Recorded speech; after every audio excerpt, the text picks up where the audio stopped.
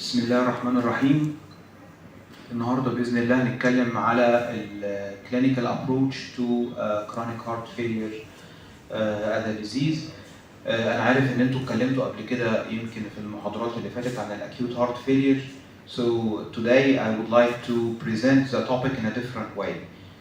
I'm not going to repeat the guidelines or repeat the information available in textbooks.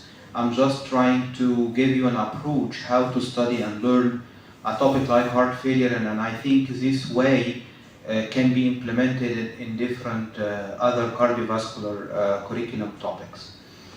My name is Mohamed Ghaleb. I'm a board member in Heart Failure Working Group in Egyptian Society of Cardiology, and today I will start with how to study a topic like heart failure or any guideline, valvular arrhythmia, whatever the topic اللي احنا بنفكر فيه. If you are going to master exam or fellowship or MD exam, so you have to think how to study this topic in a way that we can collect all needed information together. So the first thing, and I think that most of us are aware, is the clinical guidelines. So we have to start with the clinical guidelines, and Egyptians are focused mainly on the European guidelines.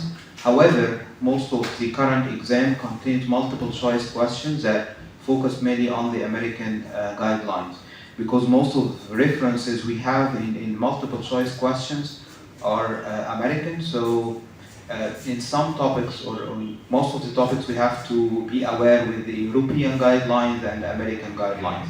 And in the guidelines specifically, you can easily download the full text from the online, either the European Society of Cardiology website or from the American College of Cardiology website. So I prefer to start with downloading the slide set, because the slide set focus mainly on the tables and important recommendations. So and I suggest, if you would like to start studying guidelines, start with the tables and graphs and algorithms, and focus mainly on the class 1 recommendation and class 3 recommendation, and then proceed as a stage B to become aware with the full content of the guideline. The second important part when you trying to study the topic in cardiovascular medicine, you have to be aware with the landmark clinical trials or important clinical trials. So you should have some basic information in order to be able to interpret or even to use this clinical trial as evidence when you proceed in writing an exam or even presenting a topic. So it's very important to be aware with the landmark clinical trials that's relevant to the topic you are going to present. The third thing that's very important also, because it's not covered in the guidelines, is the basic science relevant to the topic. For example, if you are speaking about the heart failure, so you have to be aware with the volume pressure loop and the pathophysiology of heart failures. So it's very important how the pharmacology of the drugs used in treatment of heart failure. So it's very important to have a background, basic science background that support your recommendation. And the fourth thing that you should have is the relevant or expert or consensus documents or articles that's published throughout the years. For example, the heart failure guidelines, the last guidelines published in 2016, and it's 4 years now since the last guidelines published. So it's a 4 years. It's a lot of things that's changed during these 5 years. So I recommend to also have a look on the expert or consensus document or articles, because these documents or articles is the future direction of the newer guidelines will propose. And finally, you have to develop your own chapter map. After reading the clinical guidelines and having the understanding of the clinical trials or landmark clinical trials and having some basic science information, that support the topic, and then you have to go to some relevant publications or expert or consensus document. You have to develop your own chapter, because till now there is no complete textbook that cover everything you need in cardiology. For example, if you read from Tupel or Braunwald or whatever, so you will find that yes, there is some basic science, there is some recommendations, but it's not covering, it's not updated 100%. So you have to develop your own chapter map based on the current recent publications in this topic. So here is the most of us are working on if you are going to pass the exam of master degree or MD. So this is the way you should start. Before going deep in heart failure recommendations, I would like to give you a brief how to think about the clinical trials. I will not go deeply in statistics, but I would like you to be aware how the clinical trials are designed, what's important information you need to know in clinical trials. It's very important to, when you see, for example, paradigm heart failure clinical trial, what's the important information I should be aware in order to support my evidence. So, for example, when you see a recommendation in a guideline, there is a class 1 recommendation, you have to have two supporting evidences. The first one is a clinical trial that support this kind of recommendation. The second point is the basic science that support the use of this drug or whatever. For example, using SGLT2, currently recommended in patients with heart failure with reduced ejection fraction. So how this drug is working is very important, and what are the supporting clinical trials that recommend this drug is also very important. So using two evidence or two types of support like clinical trial and basic science is very important when you are preparing for exam or even for presentation or a talk or whatever. So I would like to start with the endpoints in heart failure clinical trials. So there is a lot of clinical trial published throughout the years in heart failure, and it's very important. One of the things that's very critical to become aware of is the endpoint. And most of the studies usually have primary endpoint and secondary endpoint. Primary endpoint means what? What are the definition of primary endpoint? So primary endpoint is the thing the study is designed for. That is a main research question that the study is trying to cover or to assess during the study. So the primary endpoint is very critical, and usually the study is designed to answer this question. However, during the study time, there is some other points or some other effects of this medication or this intervention can happen. So this kind of a secondary endpoint is either developed before starting the study or raised during the study, or even post hoc analysis after completing the studies. You find some observations related to the research question. So it's very critical to be aware what is the primary endpoint of this study. And usually the primary endpoint is a single thing you are trying to measure in order to formulate the study and calculate the sample size and do all the statistical work. Most of the statistical work are based only on the primary endpoint. So it's very critical when you read any clinical trial to be aware what is the primary endpoint of this study. Yes, secondary endpoint is important also, but it's not important for conclusion. It's important for understanding the primary endpoint, how the primary endpoint conclusion is addressed. You can understand that through the secondary endpoint.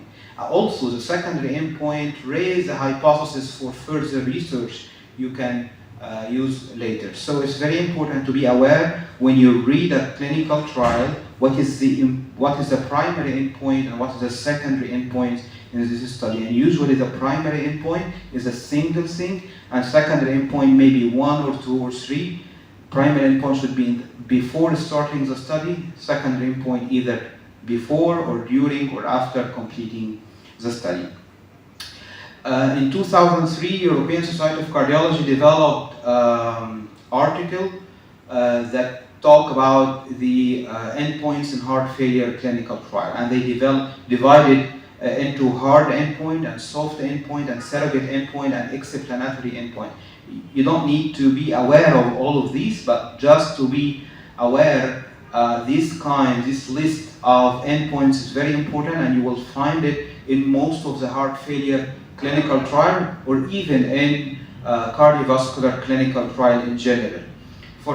However, you should be aware how these example or endpoint are designed. For example, one of the hard endpoint that's very important, by the way, hard endpoint means easily to be measured. Soft, it's not concrete or not solid, so it's depend on the definition you use in the clinical trial. Surrogate endpoint and explanatory, I will give it the definition soon. So if we start with hard endpoint means that, as I mentioned, hard endpoint is the hard thing easy to be measured during the study. For example, all-cause mortality is a very simple thing. You can measure if you provide a medication or an intervention, you can easily measure all-cause mortality. So mortality from any cause, not only cardiovascular. And so sometimes it requires some adjustment or statistically adjustment that requires some, because some covariance or variable need to be adjusted in order to have accurate all-cause mortality. So it's called adjusted all-cause mortality. Specific or cause-specific mortality, like in heart failure, we can say heart failure mortality or mortality from cardiovascular diseases, for example. Rehospitalization is another hard endpoint used commonly in heart failure clinical trial. And the last thing is a composite endpoint. Because I mentioned before, the primary endpoint should be one thing, so some clinical trial combine one or two or mix one from hard endpoint with one from soft endpoint together and mix those things together and formulate one endpoint, one primary endpoint, that's called composite endpoint. So the composite endpoint could be all-cause mortality with rehospitalization, for example. Could be cardiovascular mortality with rehospitalization, or rehospitalization with worsening heart failure symptoms. So it could be more than one thing. Mix it together in a statistical way, and then we call it as a composite endpoint. So if we go through the soft endpoint means that it's not an all times is concrete or solid endpoint. For example, functional status. Functional status in patients with heart failure is not that simple. Yes, there is NIHA classification, class 1 to class 4, but it's not strictly measured, not strictly related to specific disease or heart failure, maybe affected with other diseases. So functional status, quality of life, worsening heart failure. Yes, I remember one of the study, worsening heart failure, the definition of worsening heart failure is variable. So what do you mean by worsening heart failure? Require IV infusion of medication or require hospitalization? Or what do you think about that definition? So soft endpoint most of the time are defined in a different ways the clinical trial, and you should be aware when you interpret the result, you should be aware how they define these kind of endpoints. So the third one is a surrogate endpoint. So surrogate endpoint is a laboratory measurement or a physical sign that's not directly related to the disease, not directly measuring the disease. For example, ejection fraction. Ejection fraction is a surrogate endpoint for left ventricular systolic function. You cannot say ejection fraction is equal left ventricular systolic function, but it's a surrogate. It's an indirect way to measure the left ventricular systolic function. It's measured through echocardiography, for example. Another surrogate endpoint is brain natriuretic peptide. In most of the situations, you can say that brain natriuretic peptide, if above the certain level, you can mention that it's a surrogate endpoint for heart failure. So surrogate endpoint is an indirect measure. It could be laboratory or imaging that reflect specific thing in and have clinically meaningful endpoint. The last thing is the explanatory endpoint, and the explanatory endpoint we see it in experimental studies that you use neurohormonal levels, some non-invasive measurement, and it's used to understand the pathophysiology of the disease. It's not specifically related to the study, but it's mainly used to understand the pathophysiology of the disease.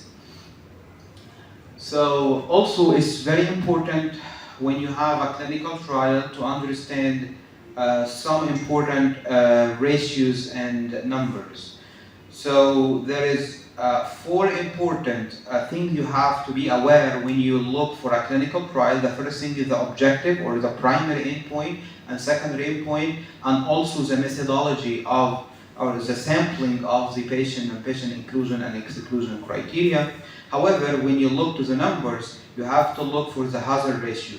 Usually hazard ratio, I would like from you to remember just number is the 1. Below 1, the hazard is low, so it's favorable to use this medication. If the hazard ratio above 1, this means that this medication is harmful or have a harm. So look to the number, the hazard ratio. If the hazard ratio below 1, so it's beneficial effect. If more than 1, it's suggested to have a high risk. The second thing is the number needed to treat. Number needed to treat is one of the things that's very important, very critical to be aware of, because number needed to treat, it quantify the value of the new intervention or medication. For example, if you give, for example, empagliflozin or provide whatever one of the new medication, the number needed to treat to prevent cardiovascular, one event of cardiovascular death is 21. What does it mean? It means that in order to prevent one single endpoint or harmful endpoint, you need to treat 21 patients or 30 patients or whatever according to the number needed to treat. So if you have a number needed to treat lower, so the smaller number needed to treat, the more valuable the disease. So I need to prevent one event by treating lower or smaller number. So in a different explanation, so I will give you an example in a minute. So the number needed to treat is an average number of patients who need to be treated to prevent one additional bad outcome. And one of the things is the relative risk reduction when you compare 2 intervention or 2 drugs together, and you are thinking which one of them is have reducing the risk of an outcome, of a bad outcome more. So relative risk reduction is not giving a clear picture how this new drug or drug is reducing the risk. However, it can be used to compare between 2 interventions to see the effect of this drug. But the most important thing you should be aware of is the absolute risk reduction. How is this new medication reducing the risk, for example, of cardiovascular death or all-cause mortality or whatever? So absolute risk reduction is very critical. Number needed to treat and hazard ratio are critical. So I just want to give you this picture. This picture already taken from the Royal College presentation a few weeks ago. This slide is very nice slide. It gives you all clinical trial related to heart failure with reduced ejection fraction from 2001 to 2020. It's very important. It summarized all kinds of the clinical trial in heart failure, specifically in heart failure with reduced ejection fraction. I hope you can take this slide in consideration, and you should search online for every single of these trials and try to implement what are the odds ratio, what are the hazard ratio, what is the number needed to treat, what are the absolute risk reduction in every one of these clinical trials. It's very important to be aware, and it summarizes most of the clinical trial in heart failures. Also, this slide is very important because also it combines the recent trials in heart failure with preserved ejection fraction. Also, this slide retrieved from the Royal College presentation a few weeks ago. So let's take an example. This study, I think, is a data heart failure. The primary endpoint was a composite of death from cardiovascular disease, hospitalization from heart failure, or an urgent visit resulting in intravenous therapy for heart failure. So it's a composite of three things together. It's a composite of cardiovascular death and hospitalization and worsening heart failure or another urgent visit requiring IV therapy. As you know, DAPA heart failure is a clinical trial using dapagliflozin, SGLT2, as a drug in treatment of heart failure patients, especially heart failure with reduced ejection fraction. So it's very important to be aware with the inclusion and exclusion criteria, but I'm trying to present this study here in order to see what are the hazard ratio, as they mentioned here. The primary outcome is the composite of all of these, and the hazard ratio is below 1, so it's beneficial. So the hazard ratio is beneficial. Also, the number needed to treat is 21. What does it mean? It means that I need to treat only 21 patients over 1.5 years in order to reduce these composite endpoint, is the death from cardiovascular causes and hospitalization for heart failure or urgent worsening heart failure. And absolute risk reduction here is the 4.9, which is a very huge number. It's not usual number we see, so it's 4.8 reduction in absolute risk of these composite endpoint. So if we look for the death from cardiovascular disease alone, not a composite with other endpoint, you have to treat 53 patients with dapagliflozin over 1.5 years in order to prevent one event or one death from cardiovascular cause. If you would like to read the NNT number needed to treat in that way. So number needed to treat, and that means that 53 patients I need to treat with dapagliflozin over 1.5 years in order to prevent one death from cardiovascular causes. I just want to give you an idea how to read a graph or read clinical trial, because it's very important, and I think this is one of the challenges we face when we go through literature or read clinical guidelines. It's very important to be aware of these kind of numbers because it will help you better understanding the clinical trials and supporting evidence for the recommendation guidelines. So this was the first part of the presentation. It was the basic framework how to study a topic in clinical cardiology and what are the most important, most relevant points in clinical trial interpretation. So the second part of or a third part of this presentation is a clinical approach to chronic heart failure patients. And according to the recent or the European guidelines, they define the definition. The definition of heart failure is a clinical syndrome that have specific symptoms and a specific sign specific symptoms, for example, like breathlessness and fatigue, and a specific sign that may be present or may not be present, like jugular venous distension or other signs relevant to heart failure. However, the definition of heart failure recently, or not recently, in 2016, they integrate a new group of heart failure patients. So there is heart failure with reduced ejection fraction and heart failure with preserved, and there is a mid-range patient with heart failure. And the cutoff point in ejection fractions, ejection fraction less than 40, and from 40 to 49 is the mid-range, and above 50 is patient with normal ejection fraction or preserved ejection fraction. So today I would like to give you what are the approach, how can I diagnose patient with heart failure.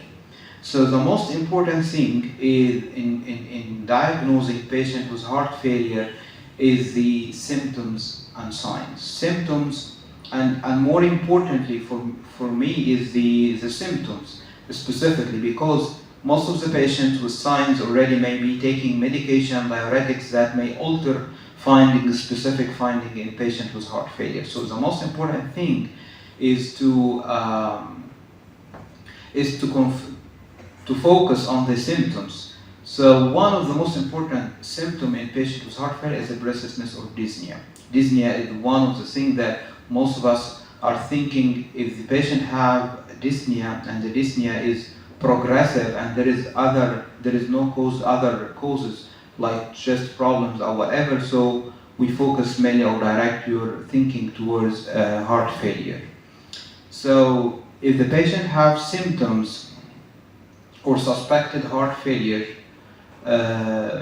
this kind of patient will come to your clinic, not in the emergency department, because we are talking about chronic heart failure. So I'm not thinking about patient in a decompensation. However, maybe the first presentation could be decompensation, but today I'm thinking in a patient presenting in your clinic, presented with shortness of breath, and this shortness of breath is progressive, increased with movement and this kind, and during examination you couldn't find any specific clinical sign.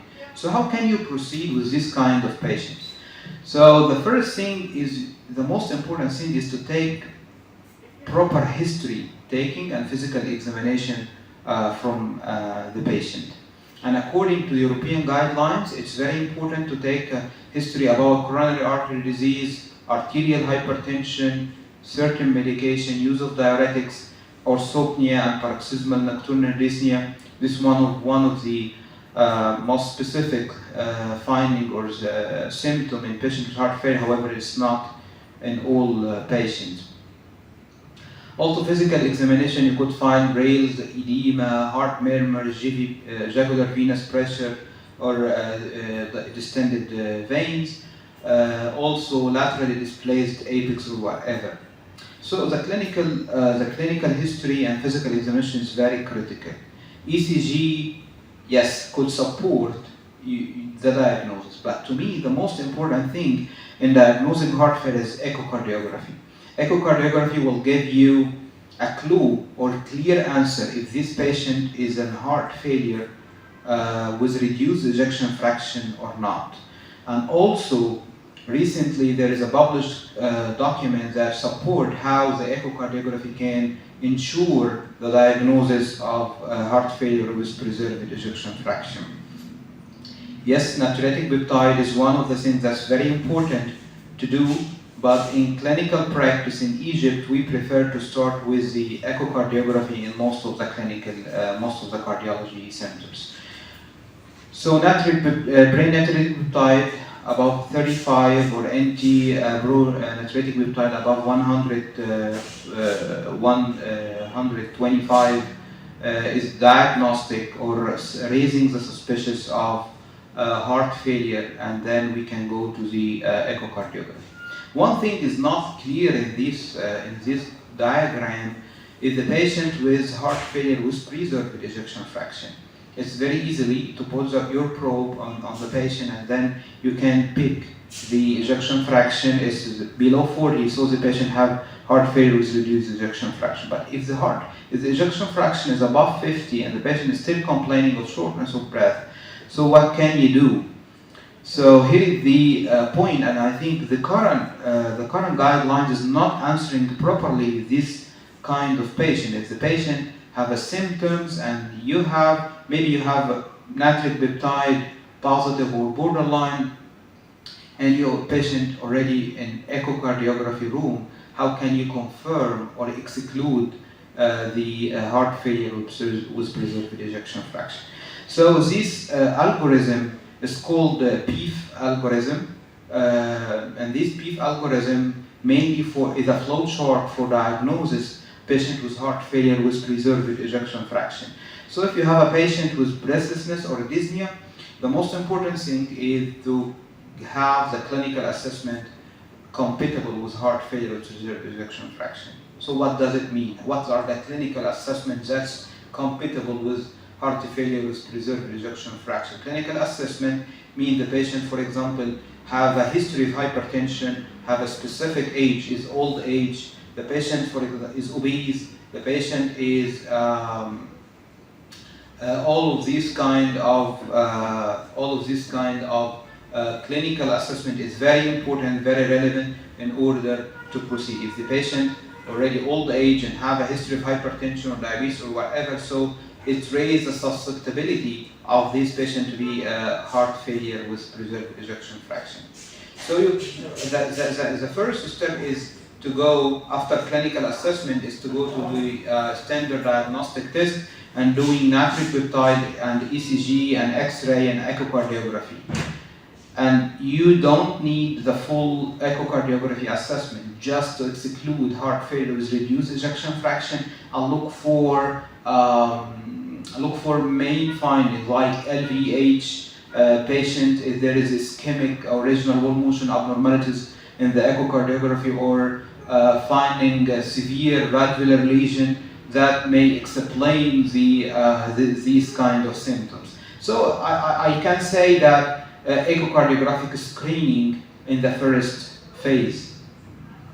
So, and then if the echocardiography and ECG and X-ray is moving with heart failure with preserved ejection fraction, like low probability of heart failure, so this patient look for other causes or non-cardiac causes. If there is intermediate possibility of heart failure with preserved ejection fraction, so you can go to the rest of the algorithm. If there is a high possibility and you find some clinical diagnostic criteria in these in echocardiography, so you can confirm the diagnosis. So by doing echocardiography, you either confirm the presence of heart failure with preserved ejection fraction, or you can exclude, and you will have a gray zone or people with intermediate possibilities, and these kind of patients will need further investigation like the diastolic stress test, and during the stress test you can even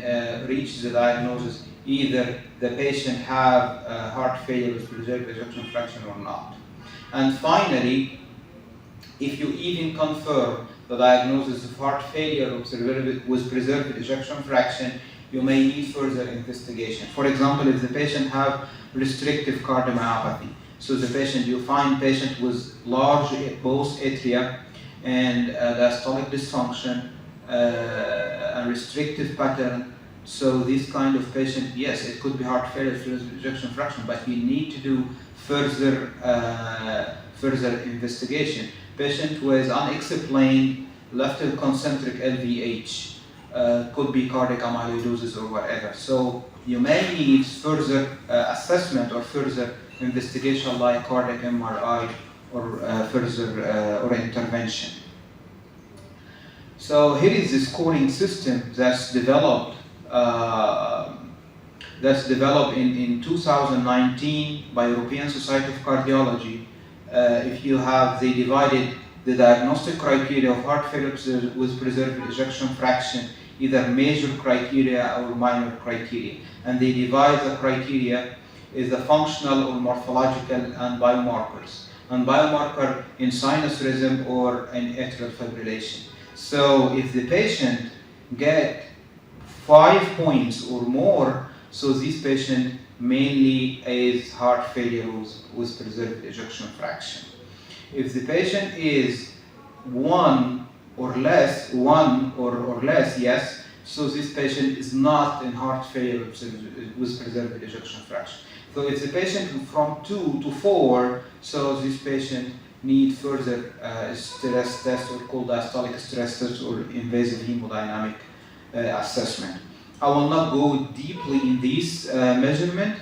Most of these measurements are echocardiographic measurements, like using tissue Doppler in order to assess the tissue velocity of the septal and lateral wall and estimating over E prime or tricuspid regurg velocity. All of this kind is very important parameter for echocardiographer when interpreting the finding in patient with heart failure or heart failure symptom like dyspnea. The other thing is morphological, assessing left ventricular mass index and relative wall thickness. All of this kind of findings very critical to diagnose heart failure with preserved ejection fraction, in addition to biomarkers. Sometimes biomarkers adding information to these numbers. And if the patient have 2 major criteria, so the patient will have a definite or probably have a heart failure with preserved ejection fraction diagnosis. So we'll go back to the guidelines, and the guidelines say now we have a clear, not clear 100%, but we have clear picture that the patient may have reduced ejection fraction or have preserved ejection fraction, and we learn that there is a scoring system that support the heart failure with preserved ejection fraction. Mainly the diagnosis is based on echocardiography and nitric peptide. So both of these cornerstones is support the diagnosis. We don't forget to start with clinical assessment. It's very critical and very important, and then go for echocardiography and nitric peptide besides the ECG and chest X-ray and all other investigations. So what are the treatment? Now we are going to manage or treat patients with heart failure with reduced ejection fraction. And I think most of you are aware with this diagram or this graph. It's presented in most of the sessions in heart failure. I will not go deeply through it.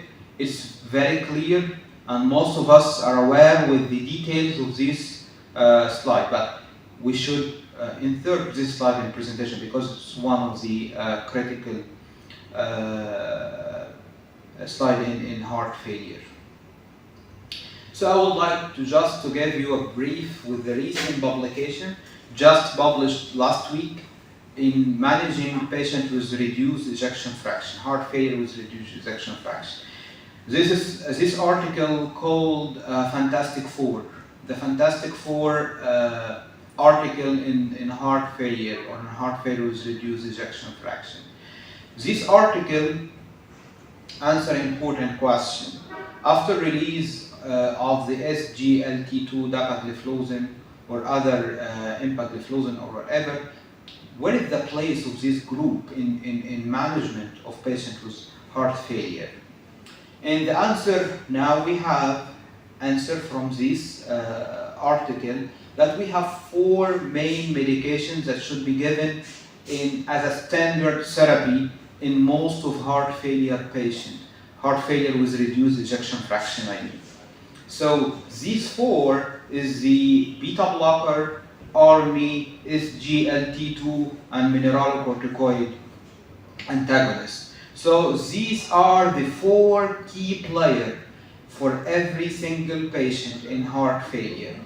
Yes, we have exceptions, we have contraindications, we have a lot of concern on some how to mix all of these together, because yes, we have medications that increase doing hyperkalemia, we have medications that doing water loss or extreme dialysis. Yes, so the adjustment of this treatment is very important. However, the Fantastic Four study or the Fantastic Four publication or article answers the question: in most of the patients with heart failure, we should have the 4 medication as a standard therapy for heart failure: beta blocker, ARNI, SGLT2, and mineralocorticoid antagonist. These 4 is called the Fantastic Four in most of the patient or a majority of heart failure patients. Yes, there is other medication or other direction in treatment of heart failure,